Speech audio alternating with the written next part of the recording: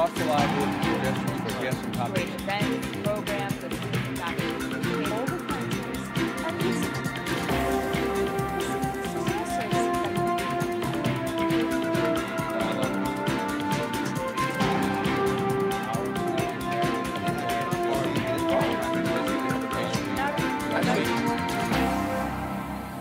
Welcome to this week's segment of Dialogue Houston. I'm your host, Lawrence Payne. To our regular viewing audience, welcome. To those joining us perhaps for the first time here for HCC's TV Dialogue Houston, we're here now every Tuesday and Thursday at 6 a.m. and again at 6 p.m., Saturday afternoons at 3 p.m. As always, at the top of the hour, let me thank you for your thoughtful calls, emails, and text messages concerning previous shows we've aired here on HCC's TV Dialogue Houston. After all, this is your community affairs, public affairs show, now proudly starting this January, its 30th season. We're so happy and glad to be able to come to you with this quality program that we do every week with the assistance of HCC TV and the wonderful staff. Happy New Year to everyone as we begin this new cycle. I am so happy and proud to have as our guest this week, probably one of the first persons I had on Dialogue Houston, and that is none other than President Zachary Hodges, who is the president of Northwest Campus of HCC. He has been the president since 1995. In fact, this May of 2022 will be his 28th year as the wonderful president. And Zach is known across the region and across the country for his strategic and futuristic thinking.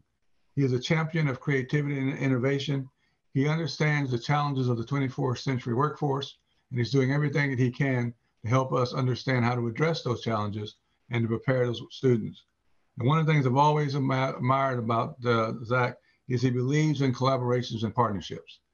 He understands that this is really an endeavor to engage as many members of the community on behalf and the sake of our students, so that everyone has a chance not only just to survive, but not only just to thrive, but to flourish.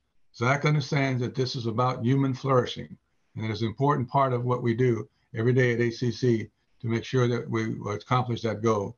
And I'm just so happy and proud, as I said, to have Zach on for the kickoff of this new year. Zach, welcome. Thank you, Larry. What a privilege to be here, and especially your 30th anniversary. My goodness, I probably have been here the 30 years with you. So you've been a guest quite frequently on the show, and probably I think you were one of the first guests I had on when we first started. Well, and this is an important program for Houston Community College and for our community. So it's an honor to be here, Larry. Was glad to be with you and to really make all this happen in a big way. Well, Zach, there's so many ways we could take our discussion this afternoon, but let me put it out in a broad context and let you take it wherever you want to go. You have said so many times about the challenges of urban public education and the issue of equity being the number one thing we have to address. And you've worked hard to make sure that happens in some of the great programming and some innovative stuff that you've done there at Northwest. Tell us about some of the efforts along those lines. It's kind of like we talked in advance. This morning, I was over at our A-Leaf campus, and we had an alumni event for those students coming out of our early college program. Now, the qualifications to get into an early college, in the Houston Community College Board of Trustees waives the tuition for dual credit, which is a huge thing that contributes to opportunity, access and opportunity for our community. It's a big deal, and it costs HCC about $8 million a year, but it's the right thing to do. So these kids chose in the 9th grade to go to an early college, which sits right next to our A-Leaf campus. And it's only academics, no cheerleading, no student clubs, pure academics. These kids are chosen at random, not based on academic ability, just chosen at random. And 85% of them have to be from a diverse community, underrepresented, first generation student, socioeconomically and so forth. So these are kids that went through 4 years, graduated with an associate degree from Houston Community College at the same time that they got their high school degree. And this was the alumni group that's come back now. A lot of them have been out 5 to 7 years, 8 years, so forth. So it warmed my heart because, Larry, this is what we're talking about. You know, I'm tired of talking about making access available for people. Let's put programs in place that work for students and give them the opportunity to excel. These are first generation students.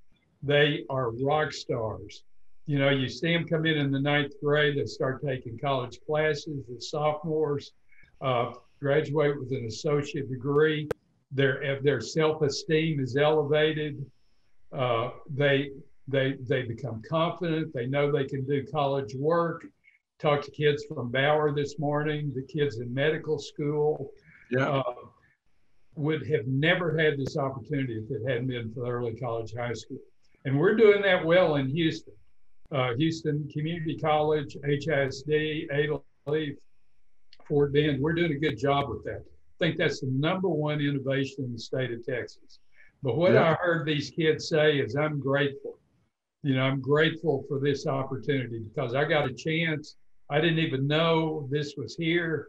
I didn't know what I could do, and now here I am. Right. It just warmed my heart. Well, you know, when you just told that story that you just told about that, really says about second chances and how grateful usually human beings are to be given a second chance in anything they do. And when you said those stories, I was watching your face, how moved and touched you were. That really is what this is all about, is it not?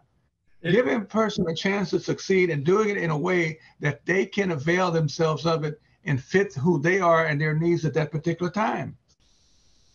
Well, Larry, but you know what you're saying is we got to do stuff that's new. We can't talk about it anymore. You got to put programs in place that make a difference. The status quo doesn't work anymore. How many times can we say that? You know, how many times you said that over the 30 years of your career? Well, and action, you're right. It's all about action. Words are not going to do it. If words would have done it by now, it surely would have been done. And so we talk about hope a lot in education. Well, I always saw hope as an action verb. You can have all the hope in the world, but if you don't do anything to make that hope a reality, then what good is hope? So let's talk about that student or those students you were talking about. Give us kind of the profile of those students that you were talking about, that you interact with this program, who are so grateful to be back. What's kind of their background? What was their journey that stopped them from stopped their education at one time and now coming back to their education? Well, of course, these are kids now that are on a successful track. And I specifically asked them about their parents. I said, I bet your parents and your family are proud of you. And they said, you wouldn't even believe it. They just can't imagine that I've accomplished what I've accomplished. You know, in Houston Community College, we did a survey of quintiles, and the percentage of our students are in the first quintile of income. And I think that's $30,000 or so. You know, the first 2 quintiles may go up to 40. Right. A degree, an associate degree, a certificate from Houston Community College jumps people 2 quintiles. Wow. And into a livable wage. So, you know, these kids were humble. A couple of them were working back in the community in nonprofits. And I said, why are you doing that? You could do anything. And they said, well, I need to get back to the community. I need to reach back. And anytime I give them a speech, you know, I say, yeah, you're being successful. But it's also your responsibility to reach down within your family and within your community and be the example and pull these other students along with you. You know, that's the way it's going to happen. One student at a time, we're going to have to challenge and provide this opportunity to. It's the only way education is going to make a difference. And them telling their peers, look, I did it, you can do it too. And here's the road to how to make that happen. And they look like me, and they, you know, and of course, none of them look like me, you know, but I was a first generation college student, and I had parents that were always surprised at what I accomplished, you know, so it's heartwarming. It really warms my heart to hug these kids. And the great stories you have over the years, you know, you and I talked about this once, that classic example, you change the narrative, you change the outcome, right? Change the story, change the narrative, you change the outcome. And we can see how that works in reality, because you just have to put the students I've dealt with over the years at ACC and others, they are so grateful for that second or third chance, and to make it fit into their life, into their reality, having to work sometimes 2 jobs just to make ends meet to take care of their family and still try to get an education. Transportation challenges to even trying to do that, babysitting challenges that go with that. You and HCC take all those things in consideration and still figure out a roadmap, a plan for each student to be successful. That's really important in this environment. Absolutely. And these students are walking to class. They're riding their bikes to class. They're riding the bus to class. Yeah. They're overcoming. You know, I used to get upset when I'd walk on campus and I'd see a kid sleeping on campus. And, you know, that kid just got off work and went to class. Their next class doesn't start for an hour and a half. And so if he can sleep for an hour and a half and then get up and go, then I'm contributing to his life. So it's different. You know, it's different addressing the needs of these students. And the other thing, Larry, is we can see in them something they can't see in themselves. Yes. You know? And it's our responsibility to articulate that to them and give them the opportunity. And they're all not going to make it, but at the same time, everybody deserves that opportunity. Yes, they do. And I think that's, again, what we do. We are the school of opportunity, second chances, and a way to make it happen. And I think when you see the graduation, and you said it earlier, the pride in the family, the pride in the generational families of this person, perhaps, as you said, many times being the first one to succeed. I've been to those graduation ceremonies. The beaming, the expression, the love, the gratitude, the thankfulness on their faces, that's worth all of it right there. It really is. Absolutely. Well, and just to put it in economic reasons, you know, they're the 21st century workforce for Houston and for Texas. You can't ignore that. If we waste talent, if we waste opportunity, Texas is in trouble and Houston's in trouble. So if you just want to put it in dollars and cents, you know, which I don't, but that's you know, those are the people that are going to take care of building our economy in the 21st century. Yeah. Yeah. And tell us about some of these wonderful certificate programs, because I'm always amazed. We have some great programs and training that within a 6-month, 9-month, year program, you can leave there making some good money for your first job. We couldn't have done that back then in our first job after training. They make great money. We are inviting students. We'll pay their tuition to go into those programs. Cybersecurity, coding, welding, construction, HVAC, you name it, truck driving, you know, high-tech kinds of opportunity. Certainly all the health careers, starting off as a medical assistant, going to work in a hospital. They pay your tuition for LVN. They pay your tuition then to become an RN. You know, so there's all kinds of pathways for students. But, you know, a lot of our students are afraid to show up at the front door. We got, and then we need to put them in the car and take them to the front door. And there you go. And get them enrolled.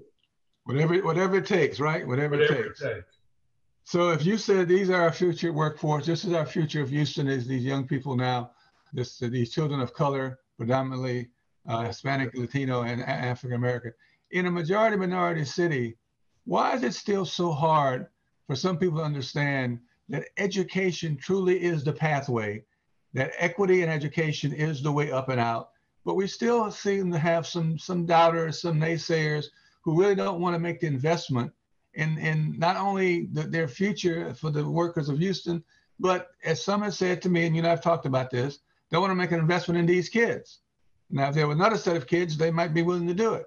We still have, though, that little percentage, and it is thankfully a smaller percentage every year, it seems, but they're still there and they're very vocal. So how do we get them to understand this is our future? No doubt about it. Well, common sense will tell you this is the 21st century workforce for Texas and for Houston.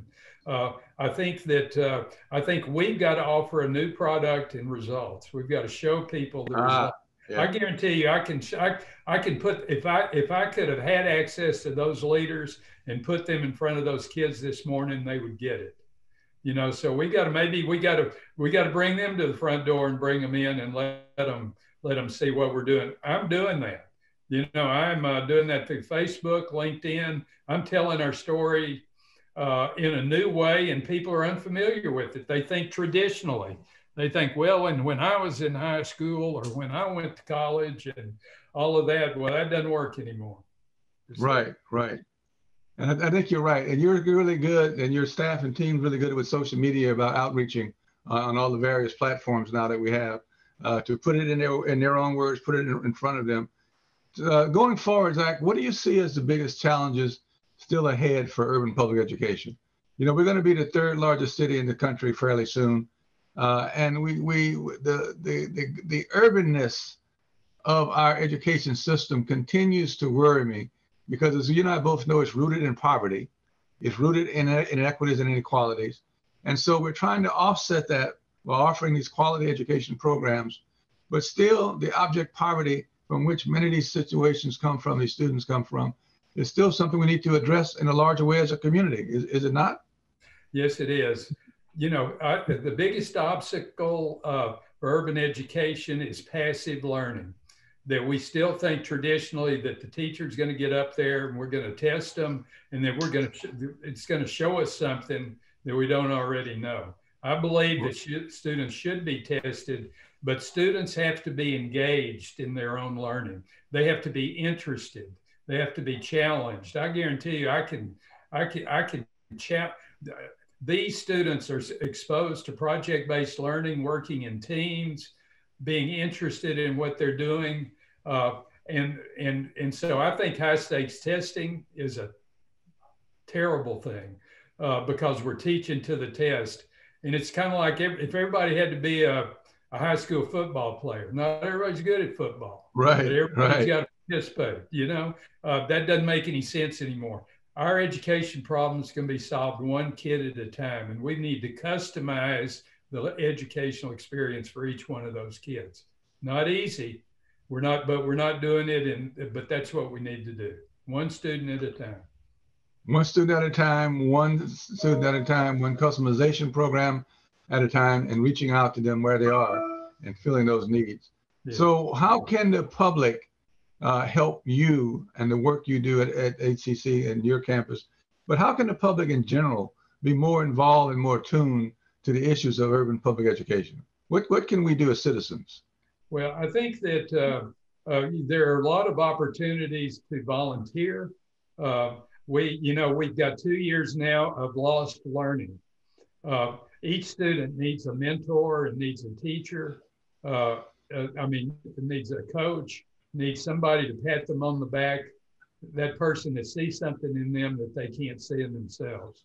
These students are in tough situations. So we just need to provide the resources we need, whether it's food, whatever it is, transportation to get students, actively on campus and engaged in their own learning. We need to have teachers that are accountable for teaching students in a new way. And then we need to get the public involved. They need to visit our schools.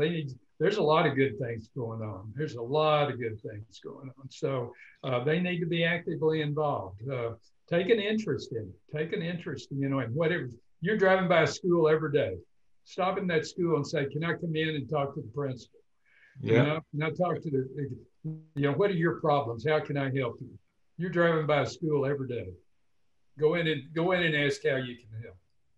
And I know on your campus, you welcome visitors. You're welcome to come take a tour. You're welcome to see the great program and innovation that you do. And tell us about some of yes, exactly. Tell us about some of the partnerships you have, because you've created a wonderful list of partners in your work and endeavors to have a great rounded out program for your students there. Well, we have, our average age is 28, so we have students with responsibilities. But then we also, I'm really proud of our entrepreneurship program, which I started about 15 years ago. Yes, indeed. With the help of the community, and we have our business plan competition, helping people become bankable. If they've got an idea for a small business, we're there for them to teach them how to access contracts and become bankable. And we assign them mentors. They have the business plan competition. We have the Goldman Sachs 10,000 small business program. Now we've even got the HCC Mattress Max School of Selling. Oh yeah, I saw that. Yeah. It's free. It's free. Selling is a lost art. And so Yes, it is. nobody's doing it better than Mattress Mac. I chased him down for about 5 years getting him to do that.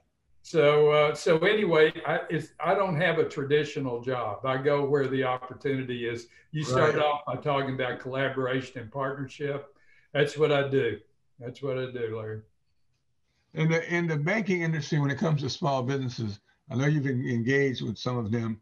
The question still for many small businesses, entrepreneurs, people of color, startup business, is the ability to get loans and the ability to start your business where you're not undercapitalized from the beginning. Because once you start that way, you never recover. That's and right. So you never can catch up. Is that becoming a better thing where they see that it's not a risk to invest in these businesses? It's not a risk, it's an investment, and you're investing in them for the long term. Well, interestingly enough, we have huge turnouts, predominantly African-American females, which is interesting. And our job is to mentor them, coach them, and make them bankable. Or tell them they've got a bad idea and they need to shift into something, they need to do some tweaks here or there, need to take it in a different direction. But we're providing one-on-one mentorship, one-on-one to make them bankable, to get them up there. And then we've got lenders standing in line waiting to fund them. So go to our Centers for Entrepreneurship. We're all over the city. That's a hard lesson sometimes. So somebody have a dream and a vision about being an entrepreneur, but it's not practical. Even after you put the business plan together, it's still not practical. And sometimes to get them to shift and pivot from that dream or that expectation they had to something that's more realistic that they can do, maybe even short term, and makes the money and get the process going and come back to that dream and vision. I know that you've done that with some people. I know a couple of people by name who got into your program and realized, let me finish my degree first, then I can come back to this idea of entrepreneurship, but I'm not ready yet. Yeah, I'm not ready on all kinds of levels. Yeah, these are non-credit, kinds of programs. And again, what I got right is I realized entrepreneurs teach entrepreneurs. Yeah, faculty don't teach entrepreneurs. Very good point. And so our coaches and mentors have been there. Yeah. My coach told me, until you sweat meeting a payroll, you really don't know what it is to run a business. Right. You need to talk to somebody that's done that. Yeah. So anyway, all right, I'm going to ask you in these last few minutes we have to put your crystal ball on. And this kind of, as we get into 2022 and on this journey to Houston's 200th anniversary, as we celebrate our bicentennial in a short 14 years, what do we want to be talking about by 2036, and what do we not want to be talking about? And I think sometimes you got to look at it from both ways, because I can't believe we're going to be having the same conversation about certain issues today in 14 years, and when we celebrate our bicentennial on August 28, 2036, and the mayor giving the speech about how great Houston is. We can't be talking about equity, our education, or diversity. We're going to fall over diversity. We're diverse. We trip over our own diversity. We'll be the third largest city by then. We hopefully will have tackled the homeless problem and situation. We really need to think about what's that vision. And you're good at being a visionary and a futuristic thinker. What's that vision we have to have going forward? You know what? I am so confident in today's youth. I believe they don't see color. They don't see differences. They work in teams. They're curious. They want to give back. They're socially entrepreneurial. I have 100% confidence in the next generation. And so I think what we can do is recognize that, bring those to the corporate table, bring those to the table. We need to listen carefully to the next generation. And Larry, I want to give you some credit for that, because I think that you in your long history of advocacy has made a difference. And the message is getting across to this next generation, that there's, things are different. And I think we're going to see that generation rise to the occasion and solve those problems that we've been so frustrated with.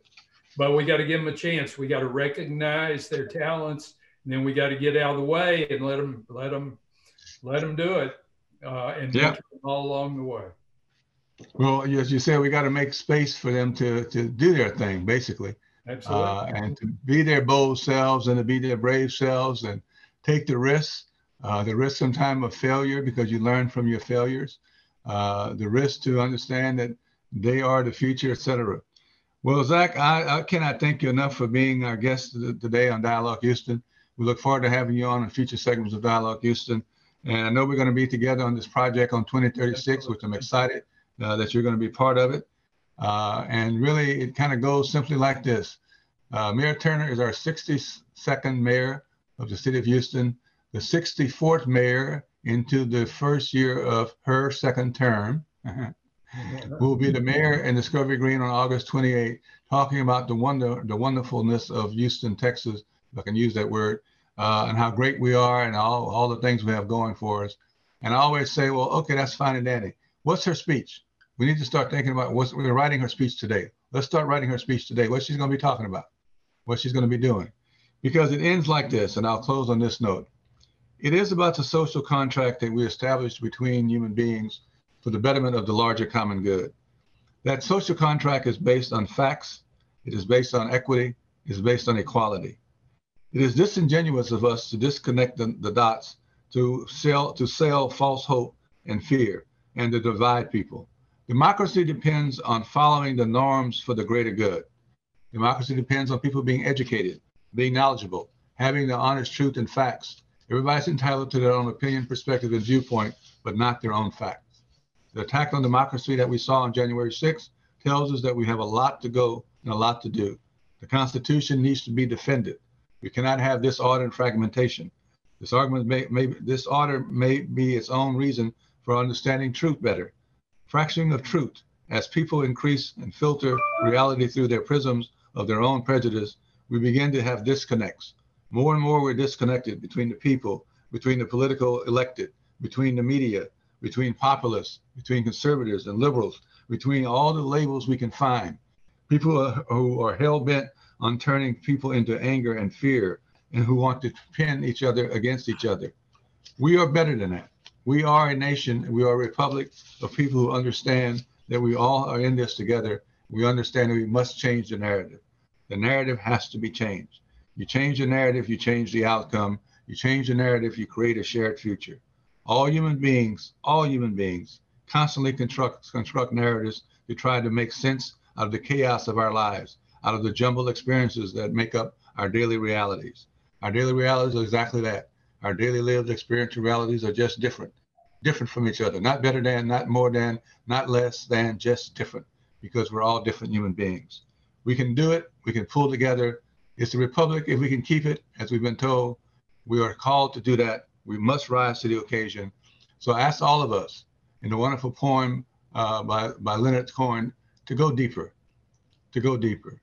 After a deeper reflection of the heart, the poem ends on this note. After a deeper reflection of the heart, we now rise to play a greater part. Let us all rise to play that greater part for the sake of our common humanity, our common salvation, our common understanding of the people and the common good. We look forward to you joining us on future segments of Dialogue Houston. As always, be well, be safe, and until then, peace, power, and love.